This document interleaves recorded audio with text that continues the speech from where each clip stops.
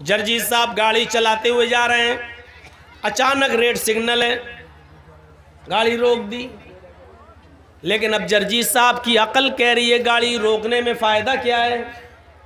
गाड़ी रोकने के लिए तो कानून उस वक्त बनता है जब आगे से गाड़ी आ रही हो, दाएं से भी आ रही हो, बाएं से भी आ रही हो। इसीलिए नियम बनाए गए ताकि एक्सीडेंट ना हो। लेकिन जर्जी साहब देख रहे हैं रेड लाइट है, लेकिन सामने से कोई गाड़ी नहीं आ रही है, दाएं से कोई गाड़ी नहीं आ रही है, बाएं से कोई गाड़ी नहीं आ रही है। तो अब गाड़ी को रेड सिग्नल पर रोकने का फायदा क्या है? एक्सीडेंट का खतरा ही नहीं है, चलो हम गाड़ी को आगे बढ़ा देते हैं। जैसे ही जर्जी साहब गाड़ी को आगे बढ़ाते हैं, जर्जी साहब का चालान कट जाता है, या पुलिस वहां खड़ी है फौरन पकड़ लेती है और हमारा चालान काट देती है। अब आप चाहे जितना कहिए साहब कोई गाड़ी नहीं आ रही थी, मैंने आगे बढ़ा दी। नहीं, गाड़ी आ रही हो या ना आ रही हो, कोई एक्सीडेंट हो रहा हो या ना हो रहा हो, लेकिन गवर्नमेंट ने एक नियम बनाया है, ट्रैफिक का एक कानून है कि रेड सिग्नल पर आपको गाड़ी रोकना है तो रोकना है, चाहे सामने से कोई गाड़ी आ रही हो या ना आ रही हो, हमारा नुकसान हो रहा हो या ना हो रहा हो, लेकिन हमें कानून को फॉलो करना है। यही नियम है इस्लाम का, एक कानून बना दिया है। अब चाहे उसमें हमारा नुकसान हो या ना हो, हमारा फायदा हो या ना हो, हमें उस कानून को फॉलो करना है, हमें उस कानून पर चलना है, हमें उस कानून को पूरा करना है। सर में दर्द है, नींद नहीं आ रही है, लेकिन कुरान का कानून यह है कि इन्नमल खम्रु वल मैसिरु वल अंसाबु वल अज़लामु रिज्सुम मिन अमलिश शैतान। शराब और जुआ और बुतों के थान, आस्थानों के थान और फाल के तीर, ये सब की सब हराम है। एक कानून बना दिया कि शराब हराम है। अब आप कह लीजिए कि साहब हमें नींद नहीं आ रही है, टेंशन बहुत ज़्यादा, इसलिए थोड़ी सी शराब पी लेते हैं, इसमें हमें फ़ायदा है कि हमें नींद आ जाएगी। हमें उस कानून को मानना है, जो हराम है वो हराम है।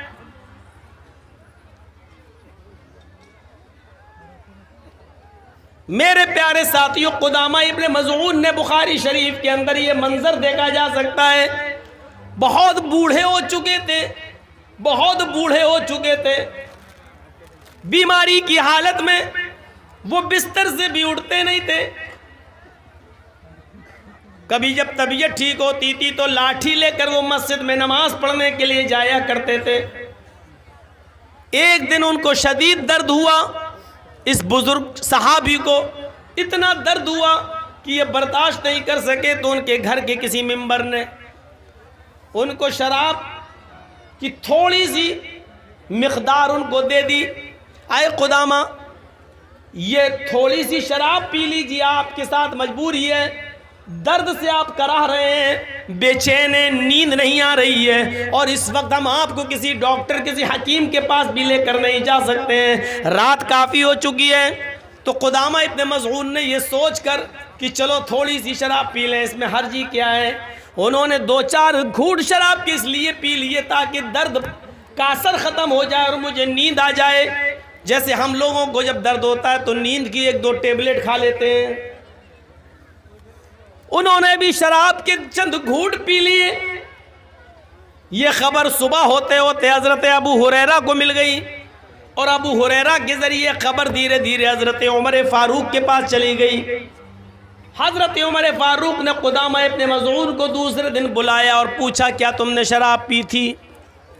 उन्होंने इकरार किया कि सर में दर्द, पैरों में दर्द, हाथ में दर्द, शिद्दत दर्द जब बढ़ गया और मुझे रात में बहुत ज़्यादा बेचैनी होने लगी तो मैंने थोड़ी सी शराब इसलिए पी ली ताकि सुकून मिल जाए।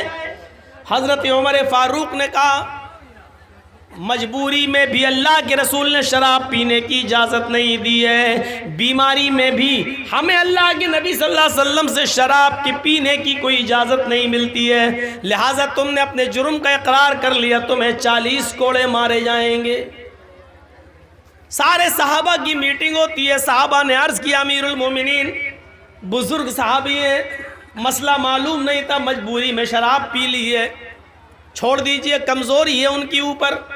उन्होंने कहा कि मुझे कोई एक ऐसी हदीस या ऐसा वाक़या बता दीजिए कि अल्लाह के रसूल के ज़माने में किसी मजबूर ने मजबूरी में शराब पी हो और अल्लाह के रसूल ने छोड़ दिया और मैंने छोड़ दूंगा।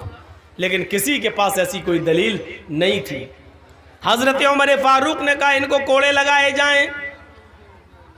फिर एक मीटिंग होती है सहाबा की, तो उसमें ये तय होता है अमीरुल मोमिनीन कोड़े इनको लगा लीजिए, मैं मना नहीं कर रहा हूँ, लेकिन 2-4-5 दिन की छूट दे दीजिए, मोहलत दे दीजिए, ताकि ये तबीयत इनकी ख़राब है ये सही हो जाए। हाथों पैरों में दर्द है, चलने फिरने के लायक नहीं है, थोड़ी सी ताकत आएगी तब आप इनको कोड़े मार लेना। 1 हफ्ते का मोहलत दे दो, 1 हफ्ते का टाइम दे दो। हज़रत उमर फारूक कहते हैं मैं इनको 1 हफ्ते का टाइम देने के लिए तैयार हूँ, लेकिन अगर 1 हफ्ते से पहले मेरा ही इंतकाल हो गया और मैं इस दुनिया से चला गया और क़यामत के दिन जब अल्लाह ने मुझसे पूछा कि तुम्हारे सामने एक मुजरिम आ गया था, फिर तुमने उसको सज़ा क्यों नहीं दी, उसको 40 कोड़े क्यों नहीं लगाए, जबकि मुजरिम ने अपने जुर्म को कबूल कर लिया, तो मैं अल्लाह ताला को क्या जवाब दूंगा? नहीं, इनको आज ही कोड़े लगाए जाएंगे। बुखारी शरीफ के सफ़हात पर यह मंजर लिखा हुआ है मेरे भाइयों। फिर कुदामा इब्न मज़ून इस बूढ़े सहाबी को हज़रत उमर फारूक ने 40 कोड़े पड़वाए और 40 कोड़े उनको जब मारे गए तो उनको हड्डियों में इतना सख्त चोट लग चुकी थी उन 40 कोड़े खाने के बाद। फिर वो 1 साल 2 साल तक बिस्तर ही पे पड़े रहे, फिर वो उठने के लायक नहीं रहे। वो 40 कोड़े खाने के बाद वो पेशाब और पैखाना भी बिस्तर पर किया करते थे, फिर वो उठने के लायक नहीं रहे, वहीं वुज़ू बनवाया जाता था और उसी बिस्तर पर वो नमाज पढ़ते थे। 40 दुर्रे खाने के बाद, कोड़े खाने के बाद उनका जनाजा उसी बिस्तर के ऊपर उठता है। मेरे प्यारे साथियों, उमर फारूक ने इन तमाम चीज़ों की कोई परवाह नहीं की है। अंदाज़ा लगाइए, बीमारी में, मजबूरी के अंदर जब दर्द बंद नहीं हो रहा था तो नींद आ जाए, इस मजबूरी में उन्होंने थोड़ी सी शराब पी ली, इस पर भी हजरत उमर फारूक ने उनको 40 कोड़े मारे। आज हमारा मौजूदा और नौजवान का तबका ज़रा सोचे और बताए, इंसाफ करे, क्या उसको ऐसी मजबूरी है, और मजबूरी है भी तब भी शराब जायज़ नहीं है। तो मैं कहना ये चाहता हूँ कि ट्रैफिक नियम का उल्लंघन आप नहीं कर सकते, चाहे कोई साधन, कोई गाड़ी आ रही हो नहीं, अगर रेड सिग्नल है तो आपको रुकना है, चाहे एक्सीडेंट हो या ना हो। इसी तरीके से कुरान ने जो नियम बना दिया, जो कानून बना दिया, वो हमें फॉलो करना है, चाहे उसमें हमारा फ़ायदा हो या ना हो, चाहे उसमें हमारा नुकसान ही क्यों ना हो, लेकिन उसको फॉलो करना है। ये याद रखिएगा, इस नियम को, इस उसूल को हम नहीं तोड़ सकते। हमारे लिए जायज़ नहीं है इस नियम को तोड़ना। हमारी समझ में आए या ना आए, हमें इस्लाम के हर कानून को मानना पड़ेगा।